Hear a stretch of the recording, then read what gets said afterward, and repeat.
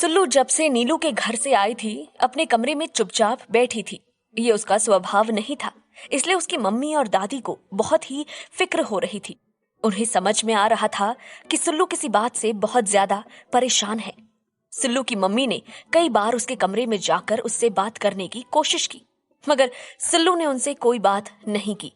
शाम को जब सुल्लू के पापा ऑफिस से वापस आए तो उसकी मम्मी ने उन्हें बताया कि सुल्लू दिन भर से अपने कमरे में उदास बैठी है और किसी से बात नहीं कर रही है।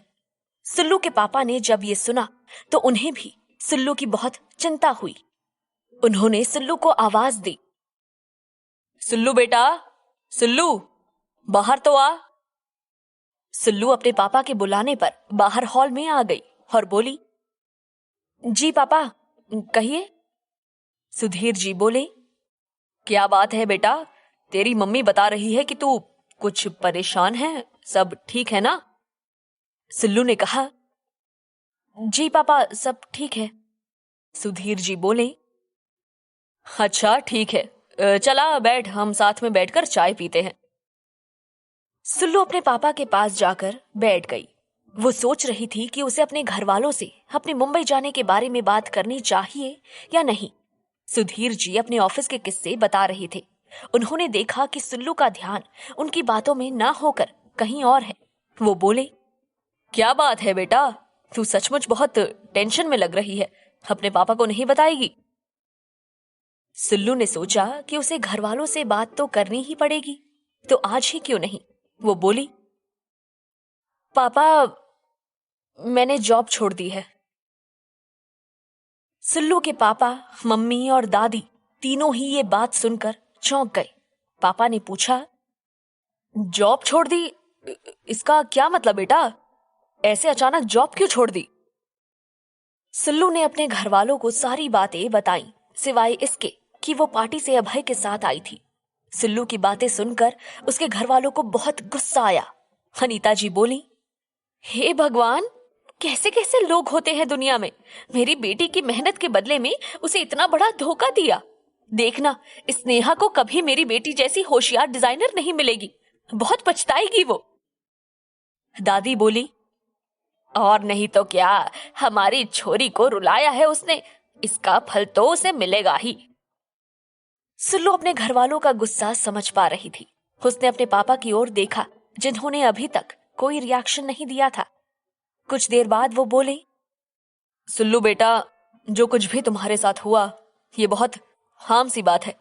जब आप घर के बाहर कदम रखते हो तो हर तरह के लोग मिलते हैं जो हमेशा किसी ना किसी तरह का सबक सिखाते हैं। अच्छे लोगों से हम कुछ अच्छा सीखते हैं तो बुरे लोग हमें आगे से संभल कर रहना सिखाते हैं।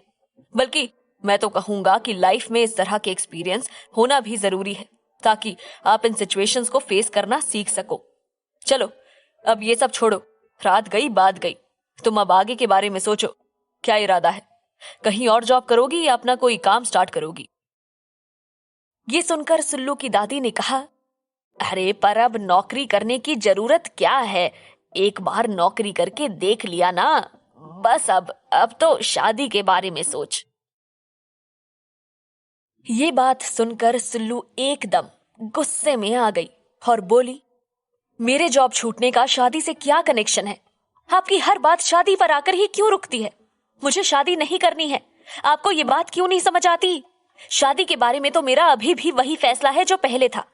मुझे कभी भी शादी नहीं करनी है, और कारण आप लोग जानते हो, तो क्यों बार बार मुझे शादी के लिए बोलते हो? अनीता जी बोली, बेटा, किसी एक घटना की वजह से इतना बड़ा डिसीजन मत लो। और फिर जो पल्लवी के साथ हुआ, जरूरी नहीं है कि तुम्हारे साथ भी हो। शादी इतनी बुरी नहीं होती है।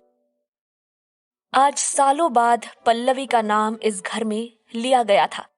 अचानक से घर में सन्नाटा सा छा गया। इस चुप्पी को सुल्लू ने तोड़ा। वो बोली, मान लिया शादी बुरी चीज नहीं होती, मगर फिर भी मुझे कभी शादी नहीं करनी है। अनीता जी आगे कुछ बोलती उससे पहले ही सुधीर जी बोले, ठीक है बेटा, तू तेरी मर्जी बता, तू क्या चाहती है? सुल्लू थोड़ा हिचकते हुए बोली, वो पापा पापा, मैं फैशन डिजाइनिंग का एडवांस कोर्स करने के लिए मुंबई जाना चाहती हूँ, 2 साल के लिए। जैसे कि उसे उम्मीद थी, उसकी मम्मी और दादी ये बात सुनते ही बिफर पड़ी। मम्मी बोली, अब ये क्या नया फितूर है सुल्लू? फैशन डिजाइनिंग कर ली, जॉब कर लिया, और क्या? और फैशन डिजाइनिंग तो तुझे आती है, तो ये कोर्स करने का क्या तुक है? उसमें तो क्या ऐसा नया सीख जाएगी जो अभी तुझे नहीं आता है? और फिर तूने देखा ना फैशन डिजाइनिंग में कैसे कैसे लोग काम करते हैं। मुझे तो लगता है तुझे तो ये लाइन ही छोड़ देनी चाहिए। अगर फिर भी तेरा मन ना हो तो कहीं और जॉब कर ले, मगर मगर ये मुंबई जाना, वो भी अकेले, और वो भी 2 सालों के लिए, ना, ये नहीं हो सकता सुल्लू। सुल्लू को जवाब देती उससे पहले ही दादी बोल पड़ी, छोरी, हम तुझे ऐसे ही अकेले इतने बड़े शहर में भेज दें जहां हमारी ना कोई जान ना पहचान? कैसे रहेगी इतने बड़े शहर में? और लोग क्या बोलेंगे कि जवान जहां लड़की को अकेले इतने बड़े शहर में भेज दिया? उसकी मम्मी बोली, आप एकदम सही कह रही हैं माँ जी। फिर वो सुल्लू से बोली, देख सुल्लू, हमने तुझे वैसे ही बहुत छूट दे रखी है, मगर ये नहीं हो पाएगा, नहीं। सुल्लू के पापा अभी तक चुप बैठे सबकी बातें सुन रहे थे। सुल्लू ने उनकी ओर देखते हुए कहा, आप क्या कहते हैं पापा? क्या आपको भी इस बात से कुछ परेशानी है? पापा प्लीज, मैं मुंबई जाना चाहती हूँ। मैं फैशन डिजाइनिंग का एडवांस कोर्स करना चाहती हूँ। ये मेरे करियर के लिए बहुत अच्छा रहेगा पापा, प्लीज मुझे जाने दीजिए। सुल्लू के पापा बोले, ठीक है बेटा, तू चली जा। वहां की जो भी फीस और फॉर्मेलिटीज हो मुझे बता दे, मैं पूरा कर दूंगा। सुल्लू की दादी और मम्मी भौचक्के से खड़े उन्हें देख रहे थे। सुल्लू की दादी बोली, अरे ये तू क्या कर रहा है सुधीर? जवान लड़की को ऐसे अकेले इतने बड़े शहर में कैसे भेज देगा? तुझे इसकी कोई चिंता फिक्र है या नहीं?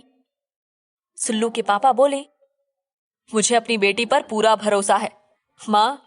मेरी बेटी हर मुश्किल का सामना कर सकती है, और फिर अगर हम इसे मौका नहीं देंगे तो ये अपने जीवन में आगे कैसे बढ़ पाएगी? मैं अपनी बेटी के साथ हूं। अगर ये मुंबई जाना चाहती है तो ये जरूर जाएगी।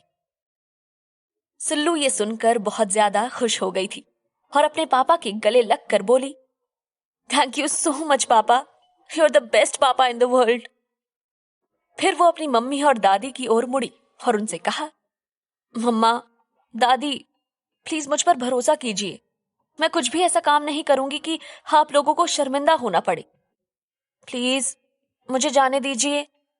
आप जानते हो ना, जब तक आपकी मर्जी नहीं होगी मैं नहीं जा पाऊंगी। प्लीज मम्मा, मान जाओ ना। सुल्लू की मम्मी ने उसके सिर पर हाथ फिराते हुए कहा, ठीक है बेटा, अगर तू इसी में खुश है तो यही सही, मगर मगर प्रॉमिस कर कि तू अपना ध्यान रखेगी। सुल्लू अपनी मम्मी के गले लग गई। उसकी आंखों में इस समय खुशी के आंसू चमक रहे थे।